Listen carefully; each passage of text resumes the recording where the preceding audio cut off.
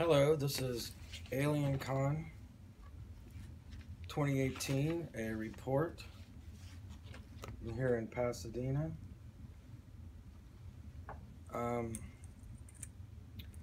And it was very interesting. I learned a lot of things. So let's see what we got here. So the highlight for Friday is that there was an announcement from a scientist working on Mars that a signature for nuclear weapons has been known for quite some time. Xenon 129 was found on Mars. A large nuclear explosion occurred on Mars, and with other isotopic ratio analysis,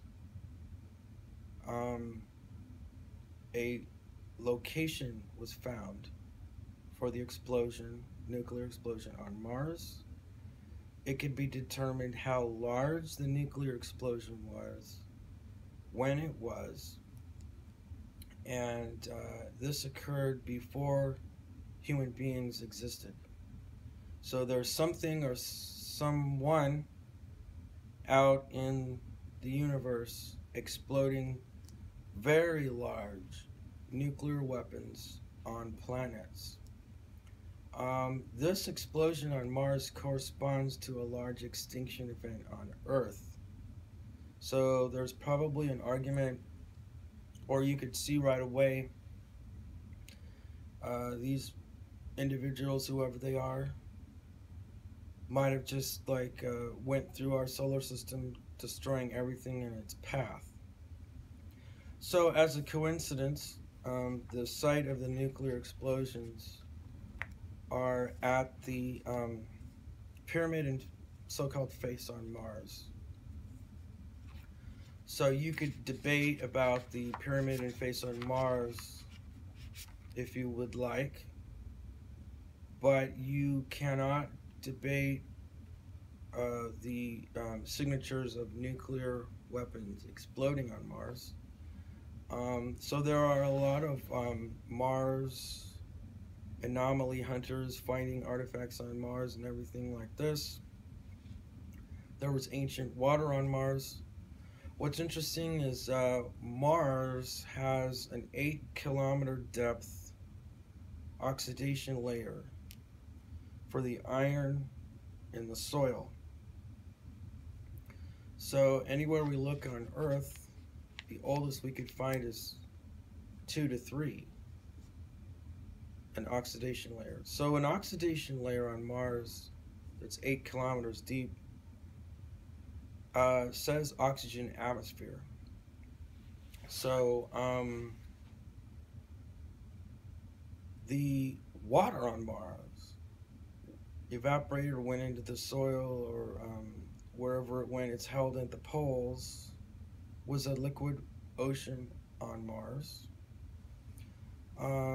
The announcement from NASA that there's organic molecules. This is the second time NASA's announced organic molecules on Mars. And I have a theory in a book I'm writing where I believe that there's a pathway for not only microbial life but fungus as well, and that there might even be fungus on Mars right now. Some of these other seminars do not concentrate on bacteria and fungus on Mars as alien life. So that was a highlight of AlienCon. There's the History Channel is producing a series, Project Blue Book. In all its glory, Project Blue Book was investigating UFOs. It may have turned into a disinformation campaign. What is interesting about Air Force Project Blue Book, at that time, the Army broke off and formed the Air Force. The Air Force has the blue uniforms. It may be that, like, if you research the history of how the Air Force was formed, the whole Air Force is Project Blue Book. What is interesting is that the Navy and the Army have their own space program. People know about the NASA space program and the Air Force airplanes, but the Army and the Navy, who have always been involved in the UFO phenomena, they have their own space program. What classified, top secret, secret? I don't know what the classifications are. So there are many distinguished guests at AlienCon. What else? There was a Star Trek convention inside AlienCon in the Pasadena auditorium, which was full. And so that was first, Marie. I've never been to a Star Trek convention. So there was the holographic doctor from Voyager. There was the doctor from the Next Generation, and there was a Borg drone from, I believe, the Next Generation. And it was interesting, their lives and how they interacted in Star Trek. The holographic doctor has a bachelor's in biology. He's involved with the University of California in leading seminars in future medicine and all this. So these Star Trek actors, they brought a lot of their personal lives to their characters, and it's interesting to see that their lives and their art, the relationship. So science fiction and science fact, there was a seminar on that. I didn't attend that one. As you can see, there's so many different things you could have done in AlienCon the weekend. I attended what is astrobiology seminar, History's Project Blue Book, the Secret Space Program, and what else? Death on Mars. And so that was my take on AlienCon. There are so many people. Some of the lecture halls had to be rotated for bigger and bigger and bigger auditoriums. The abductee seminars were moved to larger and larger and larger auditoriums. It was so many people. This AlienCon was just, there must have been thousands and thousands and thousands of people. You can't really estimate how many people there were. But they took up like all the seminar rooms and all the conference rooms and all the like the civic auditorium of Pasadena is there at the Pasadena Convention Center, and it's full. And they're all full, and then the people are walking back and forth. So it's just, there's a lot of interest. The facts are out there. If anyone's wondering if they're facts or not, or where UFOs stand or aliens,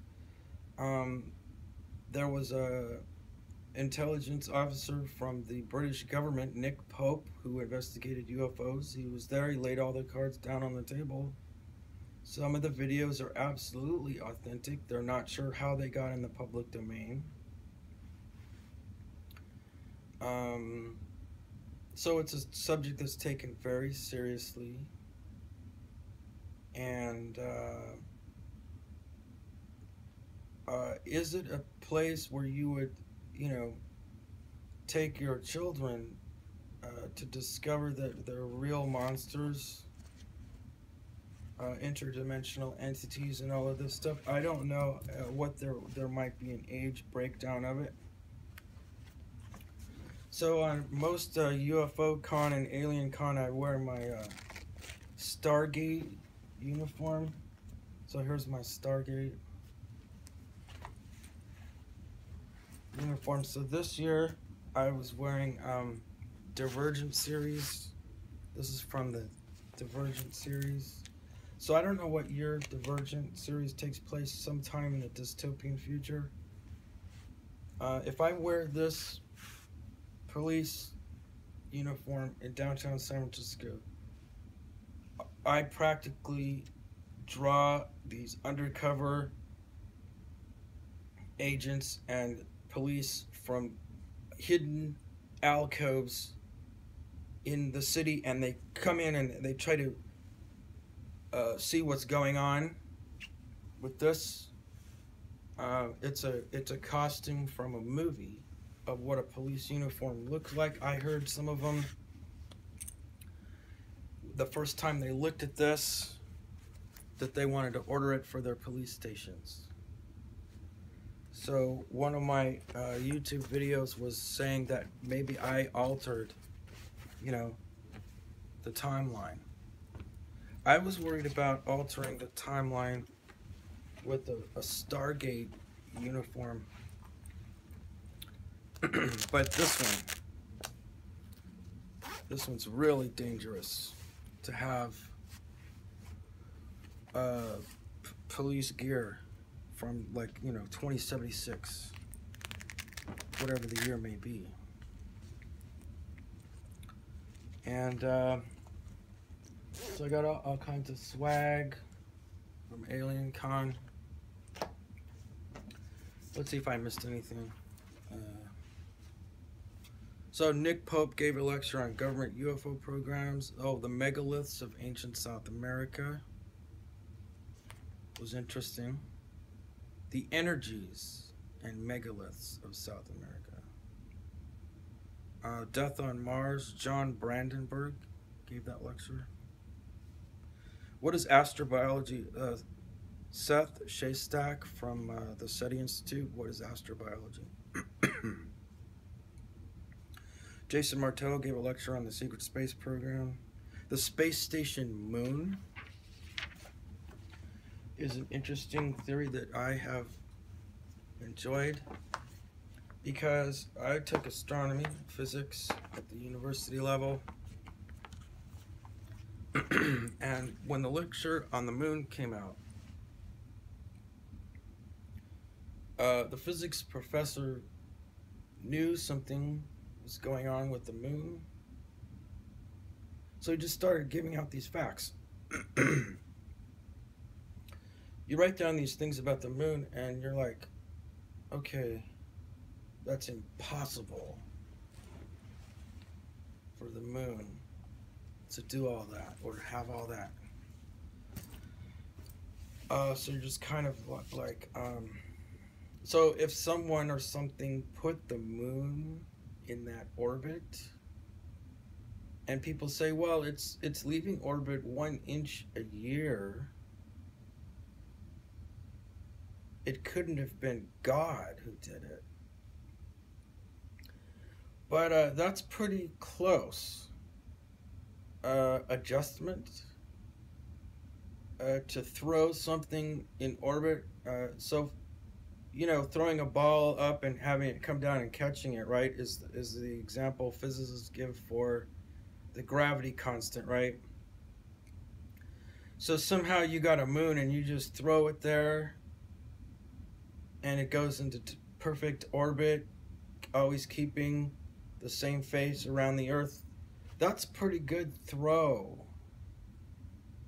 You know, pitcher throwing a baseball and having the moon just like go right there, and then slow, you know. So it's not perfect, but it's like 99.99999, you know, perfect orbit. Give them a break, okay? So they did a good job. Whoever put the moon there. So is that God who put that there? So that person appeared before you. I put the moon there. You would probably think that that was God. Anyway, so the moon might have been put there by an intelligence, you know, far beyond ours. Whoever was playing with nuclear weapons on Mars was an intelligence. So I haven't heard anyone mention, but briefly, that there were mass extinction events that occurred at the same time the Mars nuclear weapons. So what I know, some of the dinosaur fossils are radioactive with, as if a nuclear weapon was used to kill off the dinosaurs. They have to paint the fossils with lead paint. So anyway, there's meteorites with isotopes found of nuclear weapons in space. And then you could see when they look at some of the elements from some of the asteroids, you know, radioactive elements and so forth. So that's AlienCon 2018.